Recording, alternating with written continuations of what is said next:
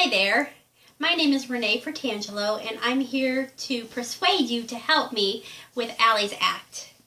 Allie's Act is part of the Restroom Access Act that was first passed in 2005. It is part of the Americans with Disabilities Act, which was passed back in 1990. Allie's Act has a participation of 15 states out of 50 states, which is not a lot. What Allie's Act does is it allows people with IBD and IBS, which is irritable bowel disease and irritable bowel syndrome, if they have a card, they can use a public bathroom, whether or not, or a restroom, whether or not it's public or not, in certain states. Only in those 15 states is that allowed. Now, we live in Alabama, a state that does not have Allie's Law. So, when we have to use the bathroom, or specifically when Isabella has to use the bathroom, she will look for her bathroom places when we walk inside, and then if she has to use the bathroom, she will ask. Now, there is a 50-50 chance whether or not they will let us use the bathroom because of her disease. It doesn't matter, because in the state of Alabama, there's no Allie's Law. So, if we don't get that availability for Izzy to use the bathroom, we have to drop our merchandise and go somewhere else. It's kind of hard sometimes. If you want more information on Allie's Law or Allie herself, you can go to the healthline.com website, and you can find more information on Allie or Allie's Law. You can see what states are actually participating in it and what states are not. So what is Crohn's and ulcerative colitis? I talked a bit about IBD and IBS. And remember that IBD is irritable bowel disease, which is Crohn's and colitis, ulcerative colitis. And IBS is irritable bowel syndrome. Only your GI doctors can determine whether or not you have these diseases. Isabella here has a form of ulcerative colitis, which is IBD, and that's why Allie's Law is so important to us. Izzy was diagnosed with ulcerative colitis when she was 9 years old.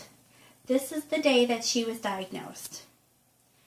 For us to have Allie's Law would mean she would not have to be so nervous about going on road trips or going into different restaurants or shopping, because she would know that no matter what, as long as she showed her card at any one of those places, that they would allow her to use the bathroom. Right now, in the state of Alabama, that is not always the case. So what I want you to accomplish, what is my purpose for coming to you? I need you to be an advocate for us, for Izzy, for all patients that have IBD and IBS. That means I need you to contact your local congresspeople. On the website CCFA, you can go to ccfa.org, which stands for Crohn's and Colitis Foundation of America, and you can look up the Restroom Access Act, and you can look up to see who is participating in that act, which congressmen are involved in that act. You can also write letters to your congressman asking them to participate. You can call them and it will give you a format. So all you have to do is fill in your name and you can read the script that is given. It's very simple but very effective in many ways.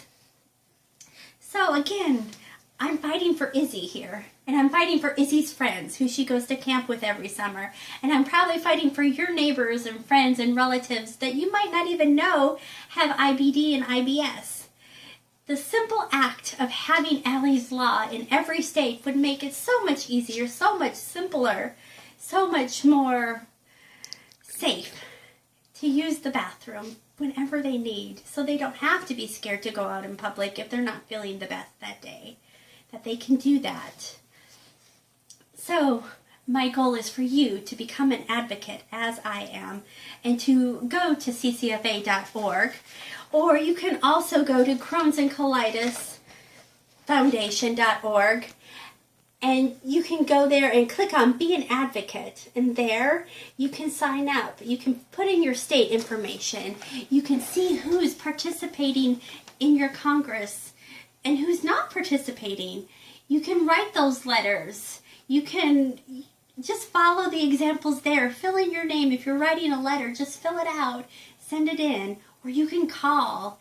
Get all that information and just say, hey, I want Allie's Law in my state, or how can I get you interested in Allie's Law in my state? Those are so simple but so effective ways to get your Congress people involved in Allie's Law. So that's it. That's my goal, is to get you to become an advocate for all those people who have IBD and IBS so that we can have Allie's Law in all states. Thank you.